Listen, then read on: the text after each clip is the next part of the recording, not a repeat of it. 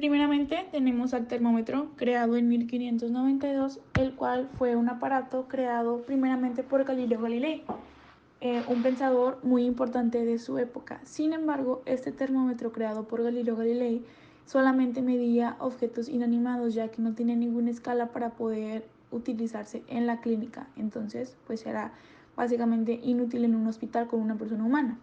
Posteriormente, Santorio Sartorius fue el primer pensador en crear un aparato para poder medir la temperatura corporal, ahora sí, para la clínica en un hospital con una persona humana, lo que conocemos ahora actualmente como un termómetro. Después, en 1816, tenemos que René Laennec hizo el estetoscopio por primera vez. Él fue un gran clínico de su época y es considerado el inventor del estetoscopio, como ya lo había dicho. Posteriormente, en el 55, el doctor George Carman, en base al descubrimiento del estetoscopio primitivo de Laennec, creó uno más práctico, que es el que conocemos ahora como un estetoscopio. Obviamente no es como los de la actualidad, ya que se han ido modernizando cada vez más, pero es pues una base de. Después, en 1728 tenemos el esfingomanómetro, el cual sirve para medir la presión arterial, y estas primeras mediciones fueron gracias a Poussel. Este esfingomanómetro fue sin perfeccionar. Después, Riva-Rocci fue el que lo perfeccionó y dio pie a lo que hoy conocemos como un baumanómetro. Después, en 1761, se creó el procedimiento percutorio, el cual fue introducido gracias al doctor Leopold Auenbrugger, en el cual publicó en su libro Inventum Novum. En este libro fue donde se publicó el procedimiento percutorio. Después, en 1895, pasamos a los rayos X, los cuales se le acreditan al ingeniero Wilhelm Röntgen en el campo de la electricidad y magnetismo. Estos rayos X sabemos que en la actualidad se utilizan muchísimo para poder ver los resultados de una radiografía, y pues esto en la clínica es de suma importancia. Concluimos que todos estos pensadores fueron sumamente importantes, fueron vitales para poder crear estos inventos, estos descubrimientos que ahorita en la clínica son de suma utilidad. Empezaremos con uno de los descubrimientos más importantes del siglo, la anestesia. Desde el año 1800, el químico inglés Sir Humphrey Davy había amortiguado el dolor de sus pacientes que padecían infecciones dentales con inhalaciones de óxido nitroso o gas hilarante. Incluso llegó a publicar un artículo proponiéndose el uso de este en operaciones quirúrgicas, pero por desgracia, su iniciativa no fue secundada por nadie. Esto da a entender que fue el primer hombre en utilizar y dar a conocer lo que hoy en día llamamos anestesia. El hombre que le secundó la idea años más tarde fue Horatio Wells, un joven de 29 años que se encontraba entre el público mientras se realizaba una exhibición de gas hilarante presentada por Gardner Quincy Compton en 1844. Como segundo personaje importante en la historia de la cirugía está Ephraim McDowell, que fue el primer hombre en realizar la primera resección de un quiste de ovario, más otras dos intervenciones quirúrgicas, informando a su maestro John Bell de Edimburgo, considerándose así la primera persona en realizar intervenciones abdominales con éxito. Como personaje importante en la historia, seguimos con Ignaz Philipp Semmelweis, quien fue el primero en sostener la teoría de que la fiebre puerperal y posquirúrgica se originaban por la transmisión durante las exploraciones físicas de los pacientes por sustancias llamadas infecciosas, que se adherían a las manos de los médicos y de los estudiantes que de manera previa efectuaban prácticas de disección en cadáveres. Él y sus alumnos introducían el material causante de la fiebre al revisar a las enfermeras de modo directo, después de revisar las disecciones de las autopsias. Estuvo a punto de suicidarse el mayo de 1847, pero inició su lucha, y su frase fue: a partir de hoy, 15 de mayo de 1847, se pide a todo médico y estudiante que venga de la sala de autopsias que antes de entrar a la sala de maternidad se lave las manos en el recipiente de agua que se halla junto a la puerta. Como una de las mujeres a seguir, Florence Nightingale, a mediados de octubre de 1854, es ordenada a formar un cuerpo de enfermeras para que las llevase al Hospital Británico de Scutari en Turquía, con el único propósito de ayudar a los heridos de la guerra. Esto provocó que se demostrara que con el tiempo, cuidado, limpieza, alimentación, se permitiera mejorar y disminuir en forma considerable el número de muertos. Por último, pero no menos importante, Friedrich Trendelenburg, que en 1890 introdujo en la mesa de operaciones la posición que lleva su nombre, facilitando así la exposición de toda región pélvica. También fue uno de los líderes de su tiempo y fundó la Sociedad de Cirugía Alemana, de la que fue su presidente y su historiador oficial. Bacteriología, el diagnóstico y tratamiento de los padecimientos infecciosos. 1660, Marcello Malpighi. Desarrolló el microscopio y aplicó la microscopía para descubrir estructuras de tejidos humanos, de plantas y animales. También observó el paso de sangre a través de los capilares e hizo múltiples aportaciones anatómicas. También se le considera el padre de la anatomía microscópica. 1675. Anton van Leeuwenhoek. Construyó lentes que él mismo pulía y llegó a 270 aumentos.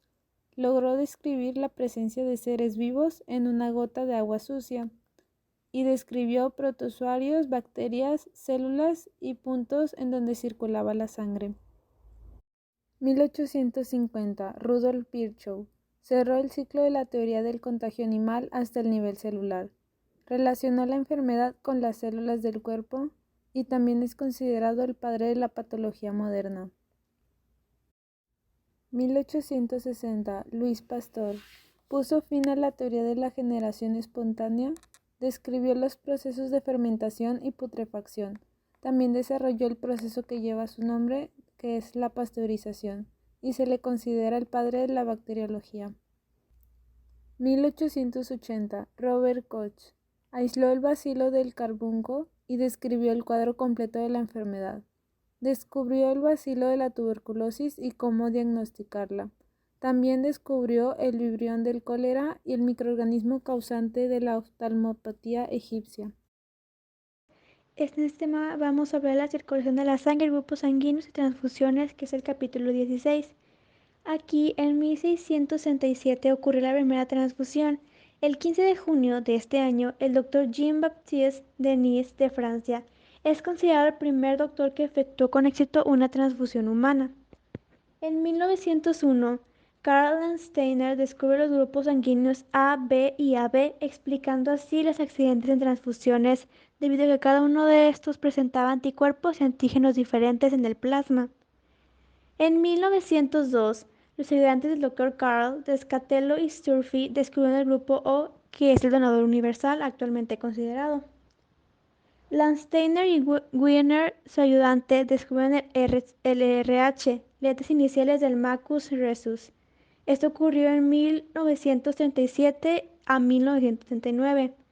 Y en 1940, Landsteiner y Wiener dieron a conocer que la causa de la eritroblastosis fetal se produce cuando el padre RH es positivo y la madre RH es negativo.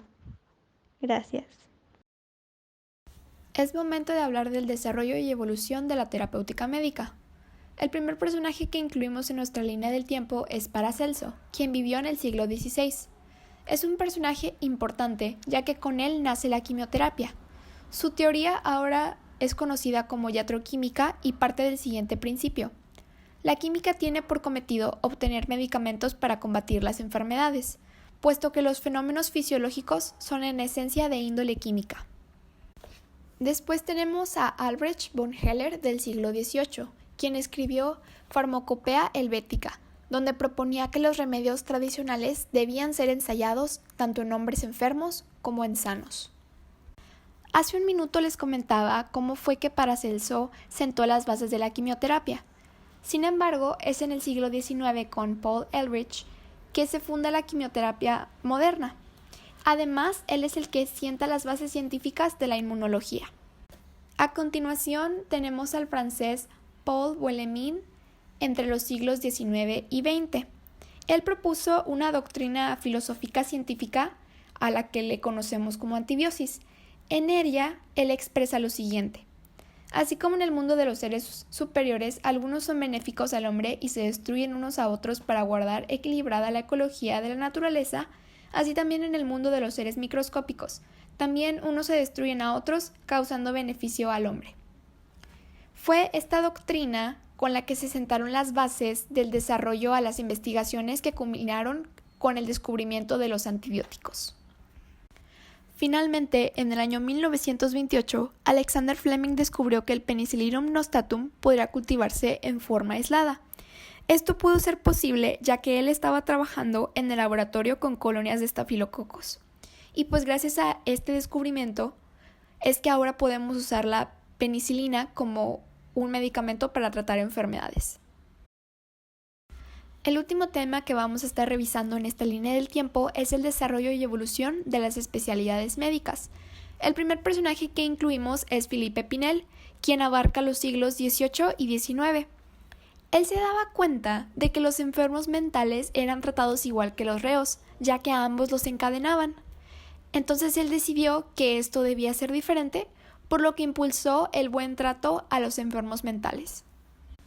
Entre el siglo XIX y XX tenemos a Camilo Golgi y a Santiago Ramón y Cajal, quienes fueron los responsables de descubrir la estructura y función del tejido nervioso antes de 1910.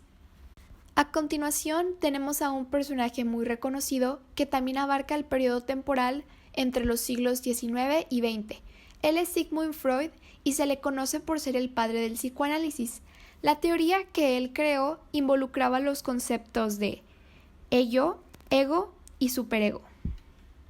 Otro personaje muy importante durante estos años fue Victor Horsley, ya que a él se le conoce como el padre de la neurocirugía. Él logró algo muy impresionante para esa época, ya que logró acceder hasta la hipófisis para extraer tumores de la glándula.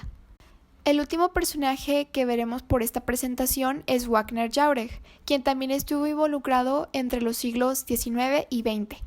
Él trató a pacientes esquizofrénicos con la administración de insulina y tuvo buenos resultados haciéndolo. Eso es todo por la presentación del equipo 10. Esperamos que haya sido de su agrado.